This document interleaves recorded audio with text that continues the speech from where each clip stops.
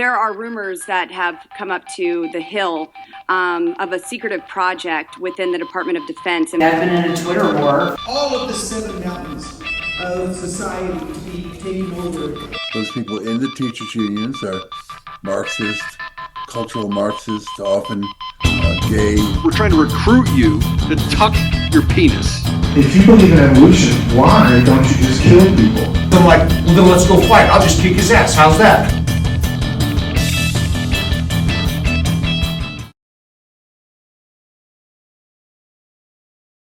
Welcome back to the Fever Swamp Review, a podcast from the Colorado Times-Recorder. I'm your host, Heidi Beadle.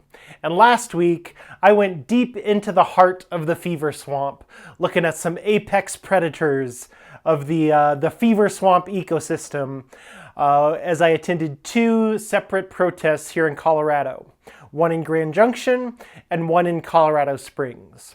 So one of the things we do, as I've said, we kind of monitor the progression of these ideas, right? And if you think of like a regular swamp, right? Like sometimes, you know, the alligators will get out and they'll wander around and they'll end up on like a golf course somewhere. And all these people will be like, wow, that's an alligator. What's it doing here?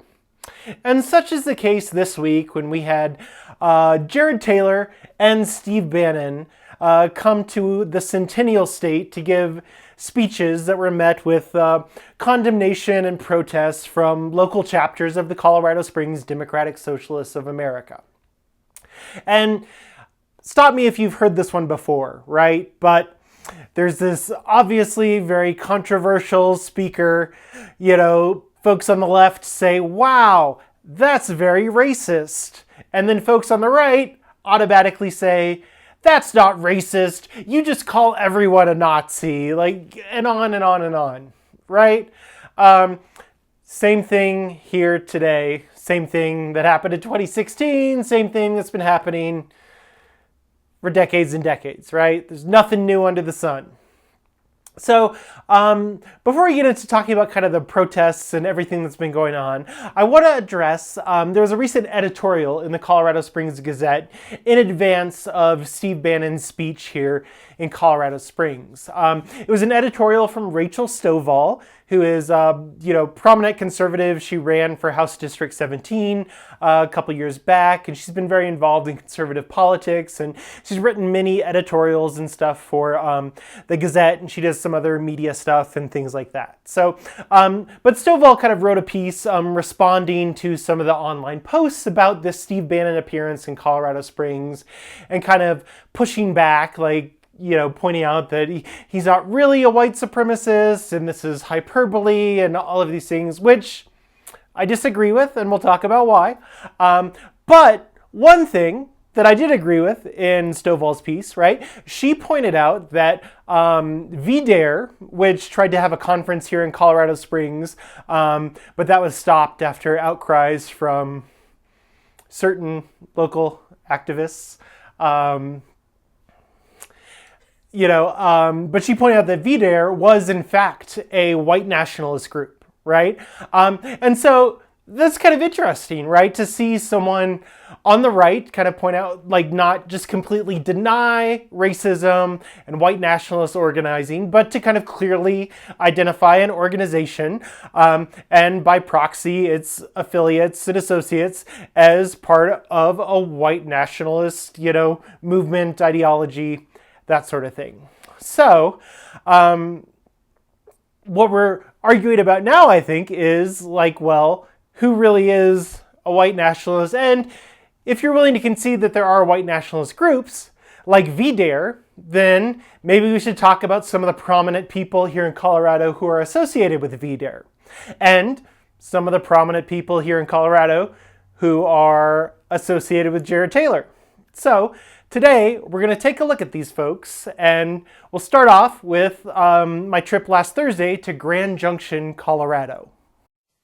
Stamattina mi sono alzato, oh bella ciao, bella ciao, bella ciao, ciao, ciao. Stamattina mi sono alzato e ho trovato l'invaso, oh partigiano, portami via. Oh bella ciao, bella ciao, bella ciao, ciao, ciao, partigiano, portami via, che mi sento di morire.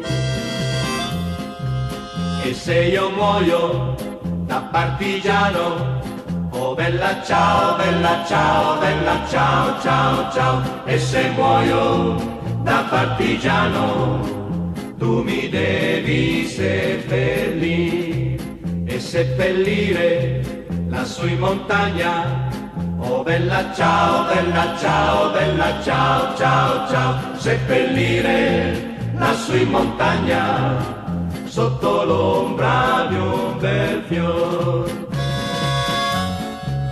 Tutte le genti che passeranno, oh bella ciao, bella ciao, bella ciao, ciao, ciao, e le genti che passeranno ti diranno che bel fior, e questo è il fiore del partigiano. Oh bella ciao, bella ciao, bella ciao, ciao, ciao, questo è il fiore del partigiano. So it's about a 4-hour drive from Colorado Springs to Grand Junction, Colorado.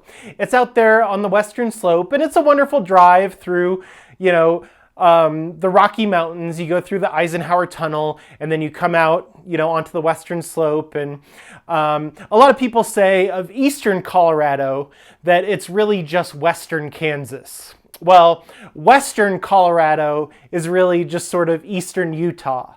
And it's fascinating. You go through the Eisenhower Tunnel and you come out the other side, and it's like bizarro Colorado. The mountains are on the wrong side, and everything is just, a little bit weird, but it's nice people in Grand Junction, not going to disparage anyone. Just pointing out, very different environment than what I'm used to. So on the way there, though, you have like 4 hours, and I am a big podcast enthusiast, if you can't tell from all the podcasts that I do. But I figured I would take some time and I would listen to Jared Taylor. So I listened to, about 2 hours worth of kind of podcast appearances, and learned a little bit about what he's about, right? There's lots of sensational, white nationalist, Nazi kind of thing. Maybe not sensational because it's kind of accurate. But so Jared Taylor describes himself, he doesn't use the term white nationalist or white supremacist. He doesn't agree with that. He calls himself a race realist and a white advocate. He has this very distinct pronunciation of his WH vowel like sounds, and it's a lot of I guess Nazis online kind of poke fun of that too, right? And they use, if you've ever seen Who White, where it's H white, there, it's a reference to Jared Taylor, right? So anyway, but I was listening to his podcast appearances. Taylor, interestingly enough, grew up in Japan, learned Japanese, which I don't understand how he has such the southern kind of gentleman accent there if he grew up speaking Japanese, but beside the point. So grew up in Japan, child of missionaries, very into Japanese culture, right?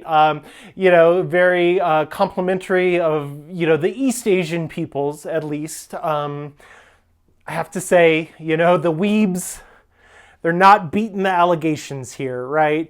It's interesting that someone involved in this kind of race realism would be, complimentary of the Japanese, because they are the Naziest of the Asian peoples, I guess. The Chinese and the Koreans have probably a lot to say about the Japanese, as well as other, countries and nationalities down there in Asia. And, their Unit 731 committed a lot of horrible atrocities during World War II, on par with the Nazi SS. But we don't talk about it a lot as much, right? Because the Japanese are kawaii, and there's all this, anime and Asian food, and they've done a wonderful job of rehabilitating their image post-World War II. And maybe part of that is also guilt of the fact that we, dropped nuclear bombs on them and murdered hundreds of thousands of people. But anyway, I digress, right? Taylor, very complimentary of the Japanese, thinks they're great. And so Taylor's big thing, right, as a public speaker, the ideas that he puts forth, right, are rooted in what most people would call race science. He points out that, there are IQ differences between, all the races, right? Where you have, again, East Asians kind of at the high side, and then white people, and then, non-whites and blacks are at the end. And he makes these claims that the IQ differences make it kind of incompatible for races to kind of exist together, right? Because there's higher proportions of crime in black communities and criminality against white people and all of these things, right? And that's kind of the crux of his argument, and he advocates for voluntary segregation.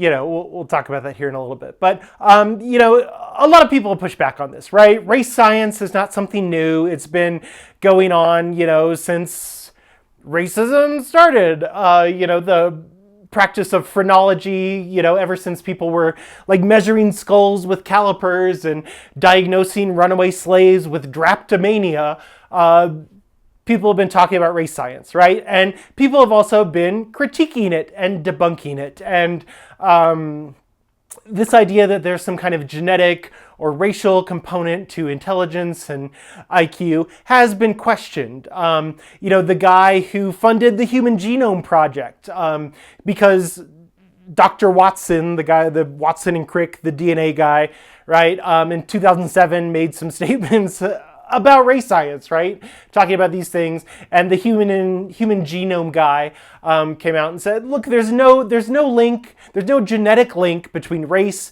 and intelligence, and as many academics have kind of pointed out, race is essentially a social construct, right? We're all human beings, we're all part of the human race. Folks in Taylor's camp all kind of roundly reject that thesis. And Taylor does in fact take into consideration issues people have with like the methodology of IQ tests, right? There's been a lot of research done showing that IQ tests do kind of bias towards, Western culture, white people, that sort of thing. They also point out that IQ is variable and it changes throughout the course of a person's life, and it's maybe not the best measure of an individual's intelligence. And then there's also the fact that a lot of other factors go into play, right? When we talk about, structural racism or crime or poverty and all these things, right? And Taylor, in his role as white advocate, makes this argument, right? If you even point out that like there's such a thing as racism, or that racism has negatively impacted black communities, or any of these things, that's a de facto attack on white people, right? Because you're telling these poor, intellectually stunted black people that the reason that they're doing so poorly is because of the mean white person who's been oppressing them. And that creates this kind of aggressive vendetta, and that's why black people attack white people. He's like one of those boomers that's been watching like the World Star videos all the time, and it's warped his perspective to such a degree that he has to like come up with some pseudo-scientific justification. And one of the points that Taylor likes to make, right, is that, white people helped end slavery. Yes, white people helped end slavery. Lincoln signed the Emancipation Proclamation. Lincoln also didn't originally want to end slavery, and Lincoln also massacred a whole bunch of indigenous people. So maybe Lincoln's not like the best example. And you see the similar argument with on the Christian right. Like those folks, they love to point out, Christians helped end the slave trade, which is also true, but it like kills me when this argument comes from somebody who's like a part of the Southern Baptist Convention. Look up why there's a Southern Baptist Convention. All these people who oppose these specific things love now, in 2025, the year of our Lord, to take credit for them.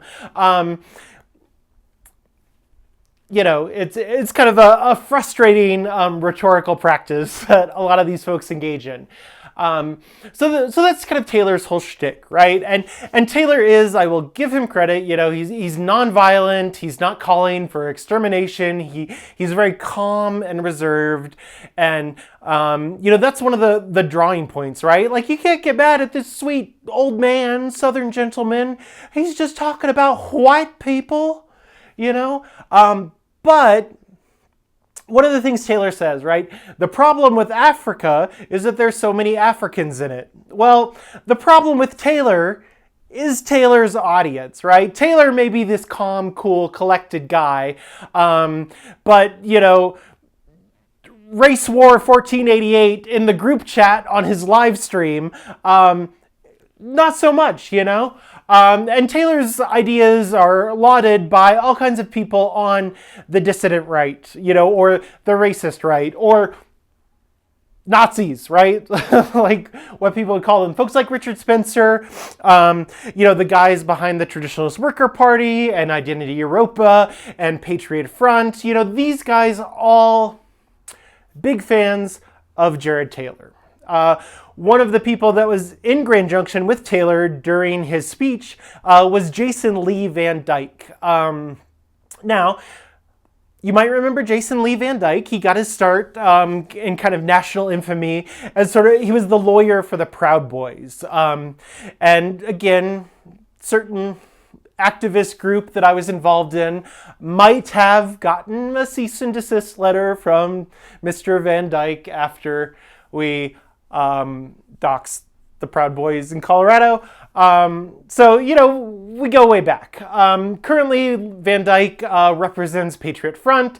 He's been involved in a lot of interesting sort of legal situations himself. He tried to join the Base, which was like Atomwaffen Light. It was sort of this like radical extremist accelerationist group that turned out to be kind of like a federal operation. A lot of sketchy stuff, right? But he was there with Jared Taylor, and he helped kind of pay for Taylor's speaking fee and do all of these things. And he's very involved in kind of the dissident right, the Nazi movement in America, right? He represents Patriot Front and all of these folks. So, he was there at this event. And Taylor, like I said, he's influenced, Richard Spencer, all these people. They love him. They love Jared Taylor. And I don't know what else to say with that, because, they were instrumental in the deadly 2017 Unite the Right event, which Taylor wasn't at. He didn't have any part in it, but Taylor also runs this organization called American Renaissance, which has an annual conference that, again, draws folks from across the Nazi spectrum, including members of, all these groups I talked about before: Trad Worker Party, Identity Europa, Patriot Front, etc., League of the South, all of these groups. They love American Renaissance. They get together, talk about race science, and all of these things.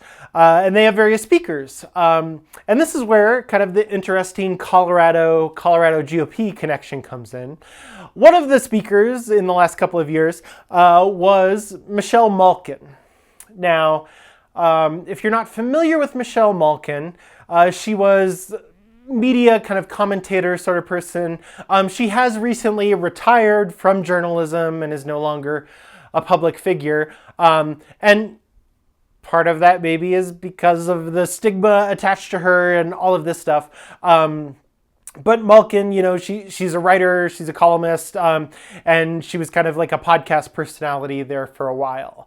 Lately, you might have heard of Michelle Malkin because she is currently involved in the defamation suit from former Dominion Voting Systems executive Eric Coomer. Malkin had Joe Oltmann on her show to discuss, his claims about the Antifa conference call, and all of these things. And so Malkin lumped in with other defendants, including Altman and the Trump campaign, and Eric Metaxas, and Randy Corcoran, and KNUS, and all these kind of conservative figures that were involved in this election denial misinformation kind of campaign, right? And it's wild that people who believe in race science will also believe that Joe Altman was on an Antifa conference call and somehow managed to sneak in and cracked the big mystery of who's stealing all the elections, right? I'm not sure how IQ plays into that, but maybe Jared Taylor could tell us.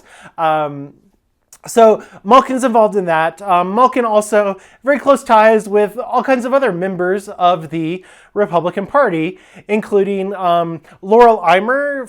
She ran for, I think, RNC committee woman, and she had a couple other campaigns. She's very involved in kind of conservative politics in northern Colorado, and she always kind of tells the story about how during the annual police pro-police rally that they used to have in Denver, but don't anymore. Malkin, it was 2020, right after, a lot of the kind of BLM protests and everything. They decided to have their pro-police rally in Civic Center Park in Denver. There was a massive counter-protest. Michelle Malkin got silly-stringed, and Laurel Eimer proudly defended her and hurt herself. Like, I'm sorry that, she was injured. That's not great. But, she has all these ties to these kind of conservative figures. And Malkin, speaker at American Renaissance, right? Plugged into kind of the racist sort of right. Malkin appeared on podcasts and stuff with Patrick Casey, who was the guy behind Identity Europa. So, we could play like 6 degrees to Jared Taylor from random people within the Colorado Republican Party. And it's not just Malkin and Taylor, right? So as we talked about at the beginning of the episode, Rachel Stovall identified VDARE as a white nationalist group, right? So, interesting fact, as I mentioned, VDARE tried to hold their conference here and it was shut down. And as a result, VDARE tried to sue the city of Colorado Springs.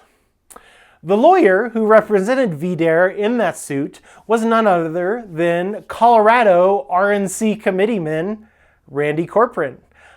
He represented VDARE, and Corcoran also is representing Malkin, was at least at some point in the defamation litigation. So there's you've got the sort of VDARE Corcoran connection. And Corcoran, right, he's like the guy that the Republican Party of Colorado picked to represent them in the National Republican Party. Which is, as Rachel Stovall said, a white nationalist group. Joe Altman has also had the folks from VDARE on his podcast. He loves to say that he's not a racist, but we could play like 6 degrees of Jared Taylor with Joe Altman, and a lot of connections there, right? You've also got this whole Bannon thing, right? So on Thursday, it was at the Jared Taylor protest. Friday, back in Colorado Springs to cover the Steve Bannon protest. About your political futures, then you give a damn about your constituents, much less human decency or human rights or the Constitution or what a democracy is supposed to look like.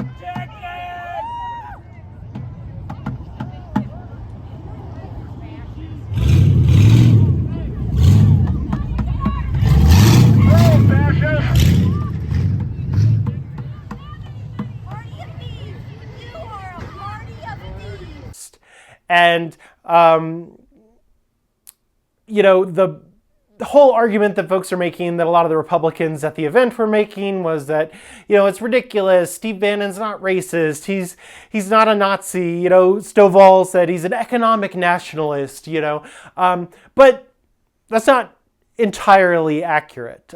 Steve Bannon, before he got involved with the Trump administration, was the editor of a publication called Breitbart. Steve Bannon famously said, Breitbart is the voice of the alt-right, which at the time was Richard Spencer, Trad Worker Party, Identity Europa, Proud Boys, it was the dissident right that Steve Bannon was advocating for as editor of Breitbart. And Peter Brimelow, the guy behind VDare, right, that Rachel Stovall said was a white nationalist group, was ecstatic when Steve Bannon was appointed to the Trump White House, right? Like, he said it was great, and he celebrated, and he rejoiced, right? There's this very close-knit network of people, right? Steve Bannon has connections to VDare and this network of white nationalists, right? So to try to make the argument that Steve Bannon is not part of that scene would be kind of inaccurate, right? And that alt-right, again, that group that Bannon advocated for as the editor of Breitbart was again behind the 2017 Unite the Right rally, which culminated in Heather Heyer being murdered by a guy who drove his car into the crowd.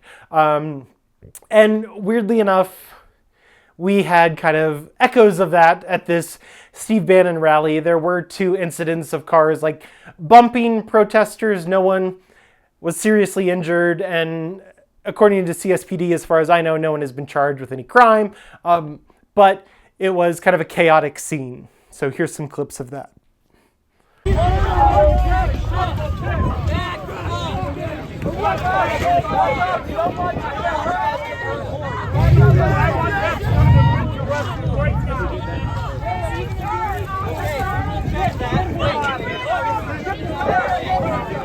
You're walking in front of cars. You're throwing yourself out of vehicles. Oh, I got it all. Trust me. I'll give you the video. Yes, I will. In front of the vehicle. Oh no, that was you got what you're doing right here is terrorism. Yeah, this is domestic.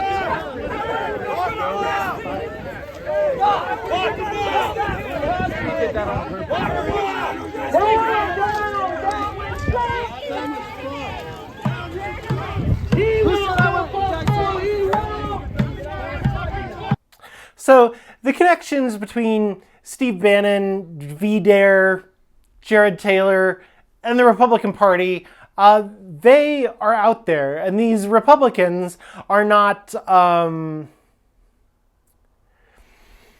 They shouldn't take so much offense when, protesters take the time to point out that these close connections, right? Should they call them Nazis? It's kind of a rhetorical kind of question at this point. But I mean, you have Darcy Channing, right? The I don't know what her status is right now, but she lost her bid for GOP chair, unfortunately. But she is maybe director of special initiatives for the Colorado GOP. And during her campaign for chair, I mean, she had that comment about, anti-white curriculum in schools, and that's a dog whistle to the Jared Taylor crowd, to the Steve Bannon crowd, right? Like, this is what they're advocating for. And these things are having national consequences, right? Last week, President Trump issued an executive order about, history curriculum and targeting the Smithsonian. And one of the things that was written in that executive order was kind of complaining that the Smithsonian exhibit makes the claim that race is a social construct instead of it being a biological reality, which is the fundamental component of the race science argument that people like Jared Taylor make. And folks, they love Taylor, they love, Bannon, they love all these folks because they're willing to say these things, but it's not supported by the vast majority of academics and researchers and scientists, right? I'm not a scientist. I'm not a psychologist. I'm not a neurologist. I'm not a geneticist. And to that point, neither is Jared Taylor. But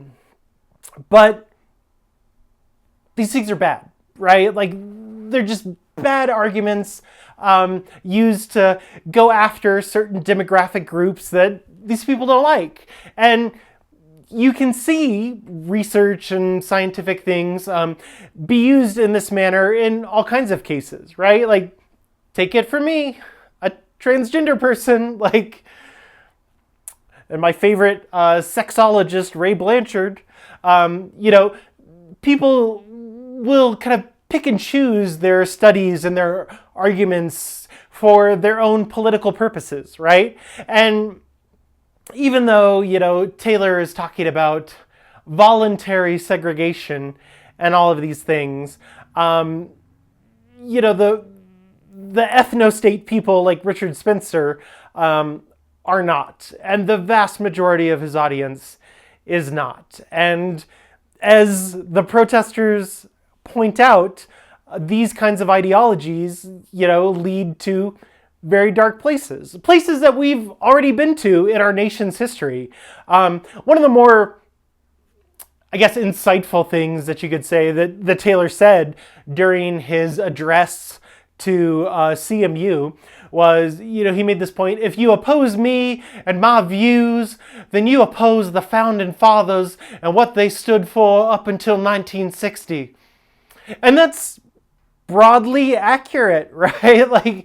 I think folks oppose slavery and segregation and the kind of ways that those things were enforced and upheld in law and in practice. And there's been whole social movements to try to reverse that and undo it. And now, the lens has shifted somehow, and we have a government that is going to undo those things, and all these kind of advocates creeping out of the woodwork. And it's crazy, right? So if you like this podcast, please make sure you like and subscribe. Leave us a comment for the algorithm. Leave us a review.